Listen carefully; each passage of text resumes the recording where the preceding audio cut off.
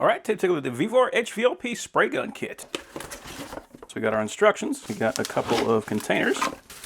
That's cool. So nice big one too. So this is gonna be able to hold a lot of paint. You're not gonna have to keep on stopping every time you need to refill it. And I like that it's made all out of metal. So we got two of these, and they are both the same.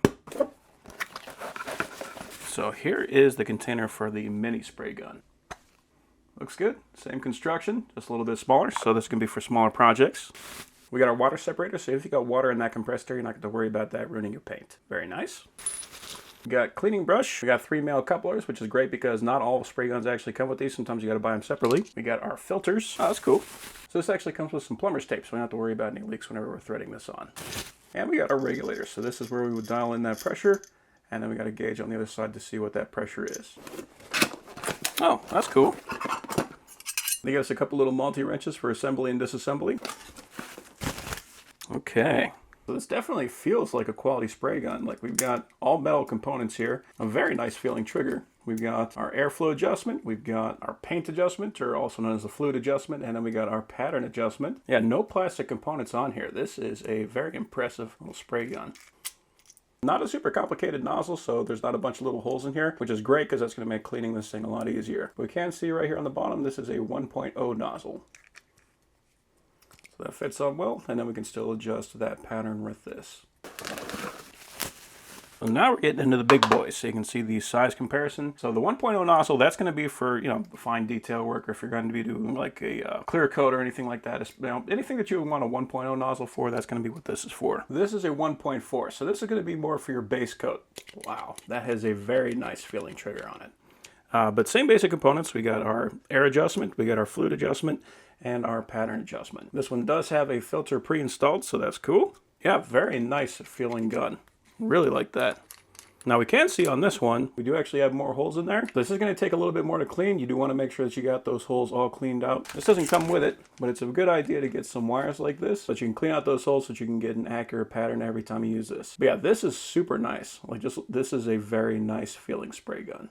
And then lastly, I actually kind of just like that they're different colors too. So you don't even have to look at the nozzle. I imagine you could probably swap out these nozzles. Let's find out.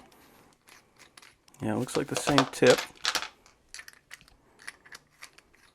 Yeah, so it's threaded the same. So this is mostly just for your reference. Although I think I'm going to keep it just the way that they had it.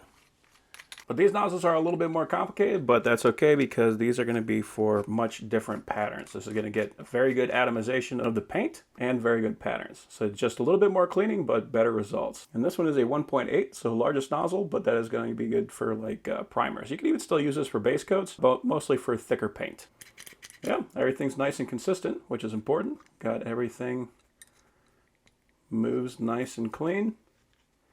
Cool. Now I was looking at the small sprayer, and it actually did have a filter. It was just upside down. Not a big deal. The only reason you want it in this way is so that you can easily grab this to pull it out. But the cool thing about that is each one of these already had one in it, and then we got 3 extras. So we got plenty of these things, which means that this is going to last a long time. So this is to use a water separator. I think I'm probably just going to use the one that came with it, but if you got one, you can use that. Use 43.5 to 60 psi or 3 or to 4 bar, but not to exceed 60 psi. So that's what these are going to be rated for, which is, pretty normal.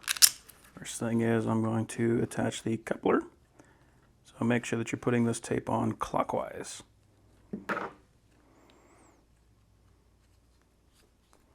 Now you don't really have to do this in any special order. I'm just doing it this way because it just seems right to me.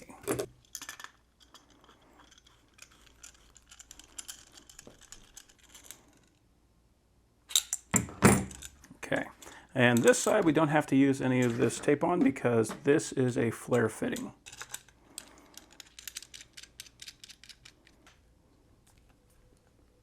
And as for our container, we also don't have to use this plumber's tape because this is sealed with a rubber O-ring on the top. If you want to, you can use the plumber's tape, you just don't have to. Okay. So the first thing I'm going to do is I'm going to open up my air wide open. So you can hear it clicking, so that means it's at the end. And now I'm going to open up the regulator. So you can see the pressure went up. So when I pull the trigger, I want this to end at about 22 psi. And that was actually pretty lucky I got there. But if I keep opening it, see it goes up. If I close it down, see it goes down. So 22 is what I'm looking for. So the next thing I'm going to do is I'm going to adjust my fluid. So I'm going to squeeze the trigger all the way down, and this should loosen up. And if I start tightening it, you can see it's going to start giving me resistance on the trigger, and it's going to keep on pushing the trigger forward. All right? So I'm going to loosen this up so that it is wide open. So right there. And this can come off if I keep on adjusting it. So I'm just going to keep it right there. And if I turn it in until it stops, so right there I'm getting resistance, then I'm going to go in one turn. And then we can lock this little lock nut. And then for the fan, I'm opening that all the way up, and I'm going to give it a quarter turn. So that is a good baseline to start painting.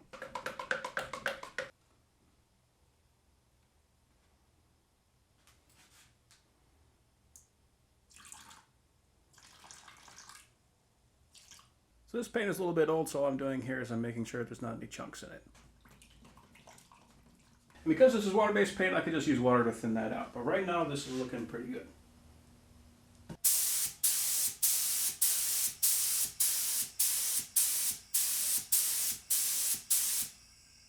We'll give it a little more fluid.